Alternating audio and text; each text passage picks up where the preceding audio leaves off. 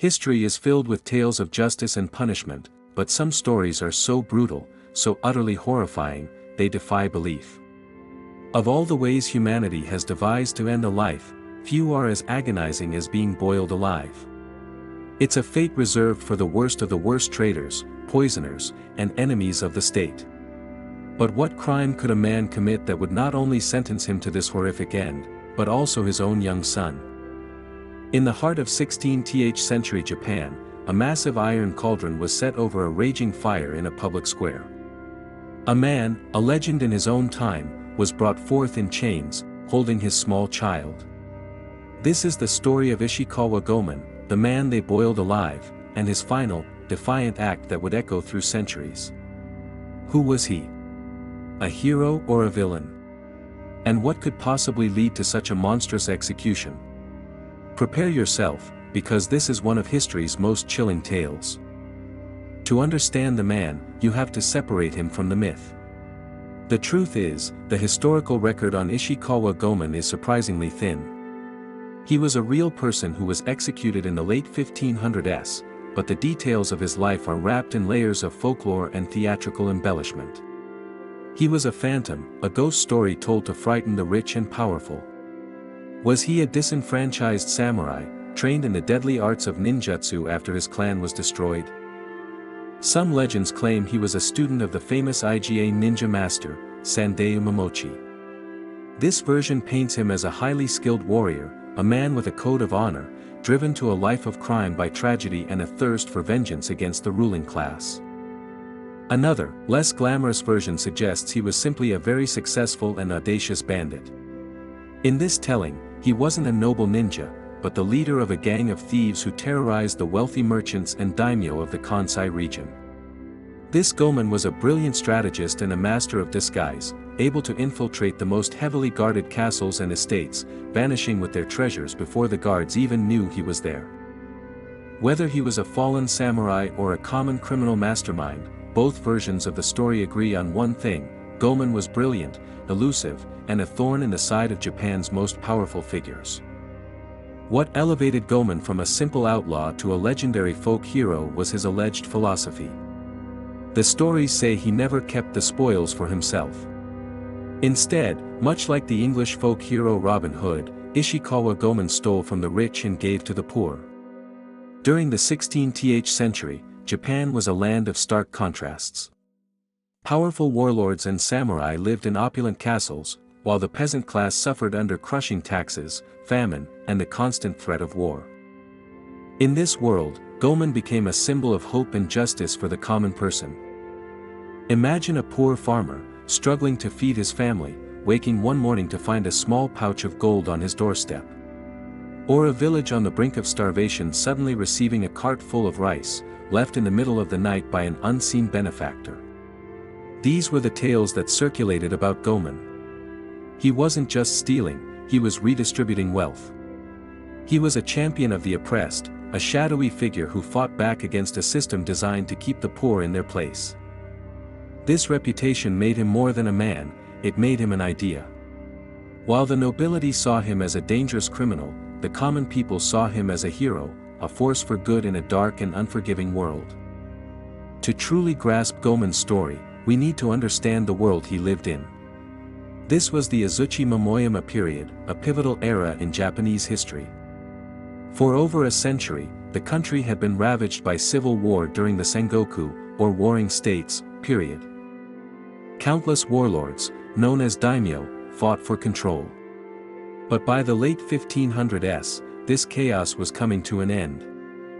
Three extraordinary figures, the great unifiers of Japan, rose to power: Oda Nobunaga, Toyotomi Hideyoshi, and Tokugawa Ieyasu. Goemon's story unfolds during the reign of the second unifier, Toyotomi Hideyoshi. Hideyoshi was a man of incredible ambition. Born a peasant, he rose through the ranks to become the de facto ruler of all of Japan. He was a brilliant military strategist but also a deeply paranoid and often cruel ruler. He implemented strict social hierarchies, famously conducting a sword hunt to disarm the peasantry, ensuring they could never rise up against the samurai class. It was a time of fragile peace, built on a foundation of absolute power and ruthless suppression of dissent. This was the world Goman challenged, a world where one man held the fate of millions in his hands. The legends surrounding Goman's heists are the stuff of cinematic action movies. One of the most famous tales involves him stealing a prized golden incense burner, known as Ichidori, from the great warlord Oda Nobunaga himself. He supposedly used his ninja skills to bypass every guard and trap, only to be discovered at the last moment. In another story, he disguised himself as a servant to infiltrate a wealthy merchant's mansion, mapping out its security and secret passages before returning later to empty its vaults. His exploits were daring and theatrical. He would often leave a note, a calling card, at the scene of the crime, mocking the authorities and declaring his intentions. This wasn't just about theft, it was about performance. It was about showing the world that the castles and fortresses of the rich were not impenetrable. He demonstrated that the power of the elite was an illusion. His ability to seemingly vanish into thin air, to bypass the most elaborate security systems, fueled his legend as a supernatural figure, perhaps even a master of dark magic. To the authorities, he was a menace; to the storytellers in the villages, he was a master of the impossible. The man who would ultimately become Goman's nemesis was Toyotomi Hideyoshi. As mentioned, Hideyoshi's rise was nothing short of meteoric. He was born the son of a peasant foot soldier, with no name, no status, and no prospects. Yet through sheer grit, intelligence, and unwavering loyalty to his predecessor, Oda Nobunaga, he climbed to the very pinnacle of power. After Nobunaga's assassination, Hideyoshi consolidated his control, unifying Japan under his rule and becoming the Kampuku, or imperial regent. However, power corrupted him. Hideyoshi became increasingly paranoid and despotic. He built extravagant castles, like the magnificent Osaka Castle, to display his wealth and power. He ordered the construction of a colossal Buddha statue to rival the one in Nara. But behind this grandeur was a deep-seated insecurity about his lowly origins. He dealt with any perceived threat with extreme prejudice. He exiled and executed his own tea master, Sen no Reiki, for reasons that are still debated. He ordered the execution of his own nephew and heir, Hidetsugu, along with his entire family, including wives, concubines, and children. This was the man Goman allegedly targeted, a ruler who demanded absolute obedience and punished defiance with unimaginable cruelty. This is where Goman's story transforms from a tale of a master thief to that of a political assassin. According to the most popular legend, Goman decided to rid Japan of the tyrant Hideyoshi. The reasons vary. Some say it was an act of revenge for his family, wronged by the warlord. Others claim it was a political statement, a final, grand gesture to free the people from Hideyoshi's oppressive rule. Whatever the motive, the legend states that Goman infiltrated Hideyoshi's heavily fortified Fushimi castle. He moved like a shadow through the corridors, bypassing the samurai guards and making his way to Hideyoshi's bedchamber. He carried a short blade, ready to strike the sleeping regent. But here, fate intervened. As he crept closer, he knocked over a magical incense burner that was designed to cry out like a bird whenever anyone was near. In other versions, a simple noise alerted the guards. The alarm was raised, and the ghost of Japan was cornered. After a fierce struggle, the legendary Ishikawa Goman, the man no one could catch, was finally captured. His career as a thief was over, his journey to martyrdom had begun. How could a figure of Goman's legendary skill be captured so easily? The official story, if one can call it that, is the one told above, a simple mistake during a high-stakes assassination. However, as with any legend, there are alternative theories. One less romantic version of the story claims he wasn't caught in a castle at all. It suggests that after one of his heists, a member of his own gang was captured and tortured. Under duress, the man gave up Goman's location, and he was arrested without the drama of a failed assassination. This version paints a grimmer, more realistic picture. It strips away the noble motive of killing a tyrant and replaces it with simple betrayal. But whether he was caught by a magical alarm or the word of a traitor, the outcome was the same. The authorities finally had their man. The news of Goemon's capture spread like wildfire. The terror of the rich and the hero of the poor was now in chains, at the mercy of the very man he had made a career of defying, Toyotomi Hideyoshi. And Hideyoshi was not known for his mercy. The sentence was passed, and it was designed not just to kill Goemon, but to make an example of him. The execution was to be a public spectacle, a theatrical display of the state's power. The location chosen was the Sanjogawara riverbed in Kyoto, a common place for public punishments. On the day of the execution in the autumn of 1594, a massive crowd gathered. They came from all corners of the city, drawn by a mixture of horror, morbid curiosity, and for some, a deep sense of grief. In the center of the riverbed stood a huge iron cauldron, filled with water and oil, with a fire roaring beneath it. The air was thick with tension. When Goemon was brought out, he was not alone. With him was his very young son, Gorochi. Hideyoshi's decree was monstrous: the father and son were to be boiled alive together. The message was clear. This is what happens to those who defy the ruler. Not only will you suffer, but your entire bloodline will be extinguished in the most painful way imaginable.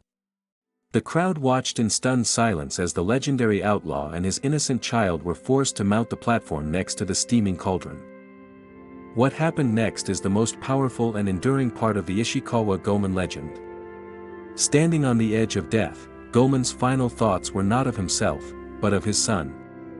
As the guards forced them towards the boiling liquid, Goemon made his final move. The specifics of the legend vary, but they all speak of an incredible act of fatherly love and defiance. In one version, he picked up his son and held him high above his head, trying to keep him out of the scalding water for as long as possible.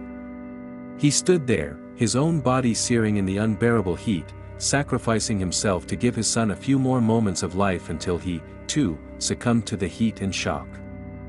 An even more heartbreaking and widely told version says that Goemon, knowing there was no escape, made a terrible choice. To spare his son the prolonged agony of being boiled, he took the child and plunged him deep into the cauldron, killing him quickly. Then, in a final act of pure, unadulterated defiance, he lifted his son's body high above his head for the crowd and for Hideyoshi's men to see. He held him there, a silent testament to the cruelty of the regime, until he finally collapsed into the cauldron himself. In his last moments, he wasn't a thief or an assassin. He was a father, trying to protect his child in the only way he could. Ishikawa Goemon died, but his story was just beginning. His public execution didn't have the effect Hideyoshi intended. Instead of terrifying the populace into submission, it turned Goemon into a martyr. He became an anti-authoritarian icon, a symbol of rebellion against tyranny. His legend was immortalized in kabuki theater, with the play Sanmon Gosen no Kiri becoming one of the most famous and enduring in the entire canon. In these plays, he is a tragic hero, a larger-than-life figure of immense strength and honor. Even today, his name lives on in Japanese culture. A traditional iron cauldron-shaped bathtub is called a Goemon burrow, a Goemon bath. His character appears in countless anime, manga, and video games, often portrayed as a powerful ninja or a charismatic thief. The story of the man who was boiled alive with his son transcended history and became a permanent fixture in the nation's folklore. He remains a powerful symbol of the individual standing against absolute power, and a father's love in the face of unspeakable cruelty. The story of Ishikawa Goemon is a powerful blend of fact and fiction, a legend forged in the fires of a brutal public execution. Whether he was a noble ninja avenger or simply a common thief who got caught, his final moments transformed him into something more. He became a symbol of defiance against oppression, and a testament to the enduring power of a father's love. But what do you think? Was Goemon a hero of the people, rightfully striking back against a tyrant? Or was he a dangerous criminal who met a just, if gruesome, end? Let us know your thoughts in the comments below. If you found this journey into the dark history of feudal Japan fascinating, be sure to hit that like button, subscribe to the channel for more incredible stories from the past, and share this video with someone who needs to hear it. Thanks for watching.